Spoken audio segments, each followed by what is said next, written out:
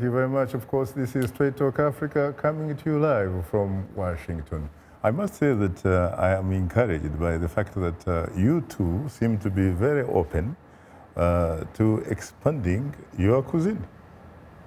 Yes. Yeah, absolutely. Absolutely. I think that's a vision we probably had before we came on the show. You know, just being someone that loves cuisine in itself, eating different types of cuisine teaches you about food and it broadens your palate.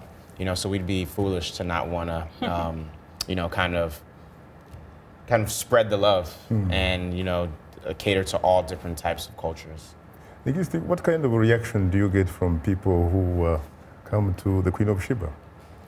Well, About the quality of your service, the quality of your food, and all that kind of stuff. honestly, we're all about 11 years into the business, so something good is going on, and Yeah, right? Speaks for itself. exactly.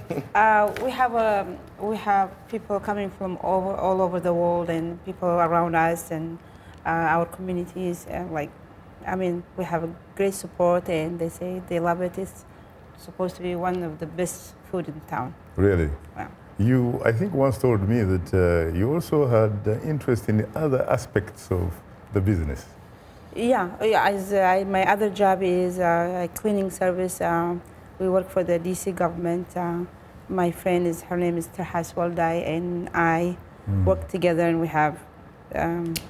It's growing actually. We're doing great. So thank God. It's doing great. Yeah. Yeah. Malcolm, what about you? What is the feedback from the people? I realize, of course, that your business is an online type of business, but what kind of reaction have you been getting from your clients? I can't meet demand. Basically, at the moment, we hand produce all our African inspired products from the little kitchen at home. And for the last 3 years, every single batch that we produce is completely sold out. Our baobab chili jam basically won Best Food Product in Devon in 2013 at the Devon Food and Drink Awards.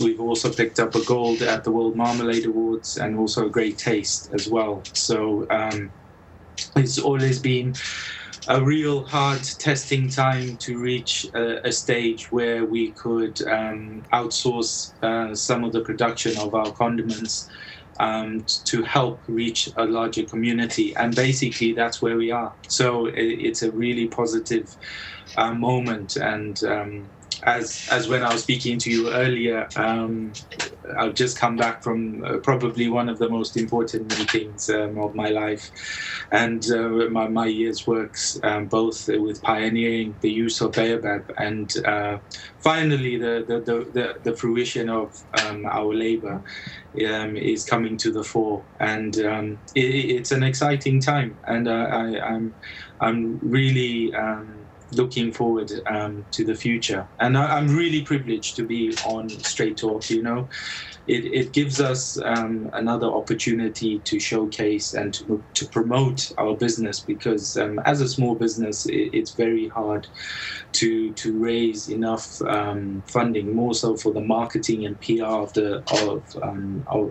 of a business, and it's usually the stumbling blocks for a number of small businesses. So. Thank you very much. Do you get more of your ingredients from the United Kingdom, or do you get most of it from the African continent? Well, it's part from the UK, and it's part from Africa. After obviously working in the natural and organic health sector, and basically where the current food trend is, we're highly geared towards localized economies and locally produced food. You know, that's the key thing and driving force behind the business. So when we initially launched our company, we found it really difficult when we were selling baobab jam, because there was this heightened drive towards local ingredients. But by fusing the two together, so we were working with a fantastic company here that's also based in the UK, which is Barfoot's, and they own a number of farms in Senegal, and they actually one of the biggest producers of chilies in the UK, and all the major supermarkets purchase chilies from them, and we're very fortunate to be working alongside them. So some of those chilies that we use in our condiments, some are sourced from Senegal. We also use sweet potatoes. We use butternut. So those are grown in Africa, but then we're utilizing them here in the UK in an African-inspired way. That's both modern and people love them. So along with that, there's a range of other, spices that might go in it. Hibiscus we use in our baobab cordial. There's tamarind as well. We obviously utilize what I explained, the baobab. We utilize moringa as well. And then there's a host of obviously normal ingredients like salt and pepper, which you normally buy and which have their normal trade routes, that come in from various parts of the world. So that's what we do. We fuse the two ingredients. So on general, it's around almost 50-50. So the consumer ends up getting a product that basically has the capacity to help poor rural communities in Africa. We also try and give back to the David Shepherd Wildlife Foundation, that helps support conservation of some of the world's endangered animals. So I'd like to think of the African Chef brand as basically helping improve nutrition, health, and rehabilitate degraded land. And obviously, the most important thing is supporting the rural communities from Africa, from where I'm from. Malcolm, what is moringa? If you were to explain it to a lay person, what is moringa? Moringa is basically the most nutrient-rich, dense plant on earth. It has such a vast amount of nutrients.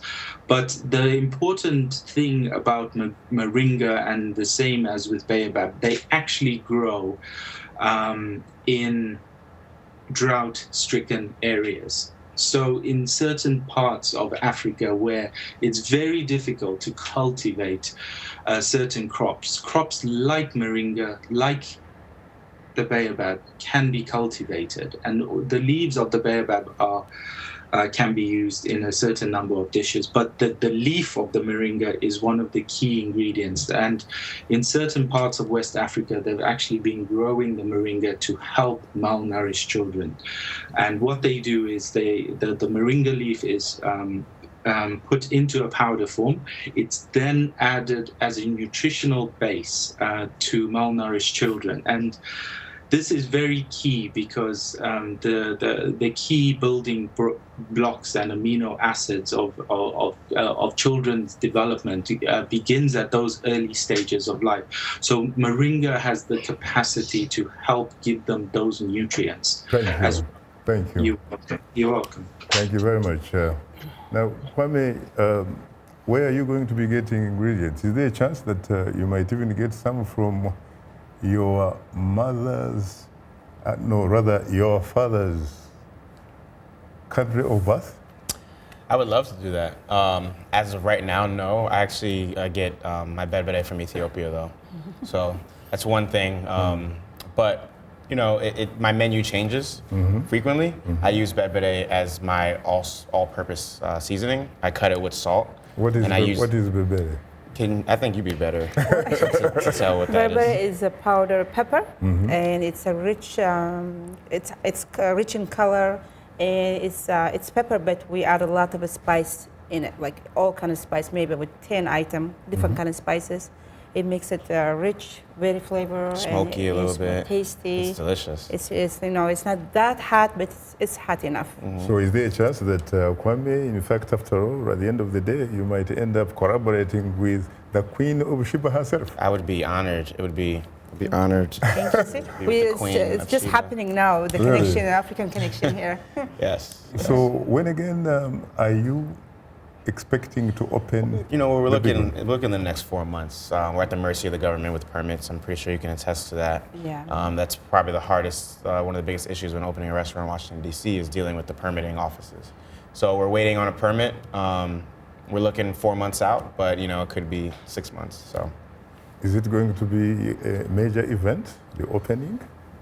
I think so. I'm sure. I'd say so. Our opening is a major event. Yeah.